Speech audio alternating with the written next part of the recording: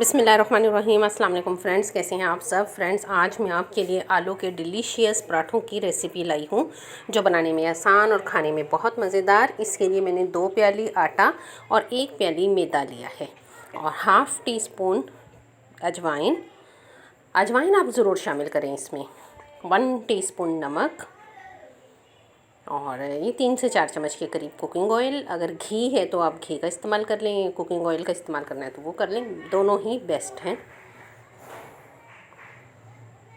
और अब आप इसको अच्छी तरह पहले ऑयल में ही अच्छी तरह इसको मिक्स करें और ऑयल में मिक्स कर लेने के बाद फिर नीम गर्म पानी से इस आटे की डो बनाएं। आटा वैसा ही गूंदना है जैसा हम रोटी के लिए करते हैं और इसे फिर ढक्कन बंद करके या कपड़ा रखकर 10 से 15 मिनट का रेस्ट ज़रूर दें। दूसरी तरफ मैंने आलू बॉयल कर लिए हैं और उन्हें कद्दूकश कर लिया है। कद्दूकश ज़रूर करें क्योंकि इससे आलू बहुत अच्छा सॉफ्ट हो जाते हैं, बारीक इनका मिक्सचर हो जाता है। और अब इसमें रेगुलर मसाले, हरा धनिया, मैंने इसी में हरी मिर्च को ऐड किया हुआ है, कटिंग की है। हरा धनिया मुझे ज़्यादा अच्छा लगता है, वाइट आलू और ग्रीन हरा धनिया।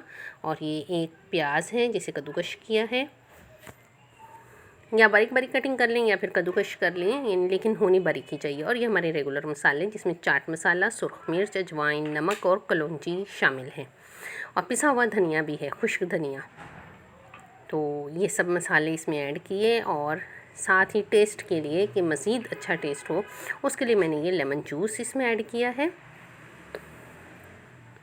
अब इनको अच्छी तरह हाथ से या चम्मच की मदद से, जिस तरह आपसे हो, अच्छी तरह इनको मिक्स करें और रेगुलर जैसे हम रोटी बनाते हैं उसी तरह पेड़ा लेके रोटी बनाई और उस पर अब मैंने ये, अगर घी है तो आप घी फैलाएं और नहीं तो फिर ऑयल, मैं ऑयल लगा रही हूँ।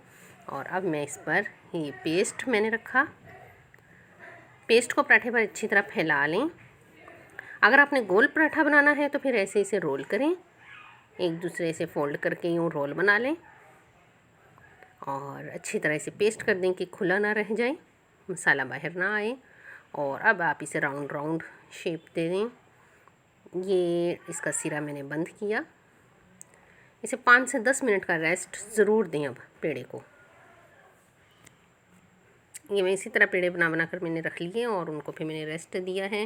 और अगर आपने चकोर पराठा बनाना है तो फिर उसके लिए एक साइड और उसके ऊपर फिर दूसरी साइड, और फिर जो आमने सामने की साइड होंगी उनको फिर ऐसे एक दूसरे के ऊपर रखें। और ये हमारा चकोर पराठे का पेड़ा तैयार है। ये 10 से 15 मिनट हो गए हैं और अब मैं इन्हें बेलने की तैयारी कर रही हूँ। ऐसे मैंने खुश्की में करके इसको ऐसे बेला है, रोटी की तरह, नॉर्मल रोटी की तरह इसे आप बेल लें।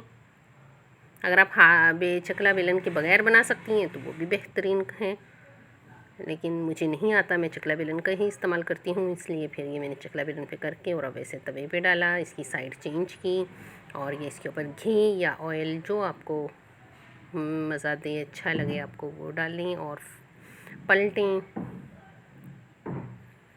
ये देखिए माशाल्लाह हमारे ज़बरदस्त पराठे तैयार हैं।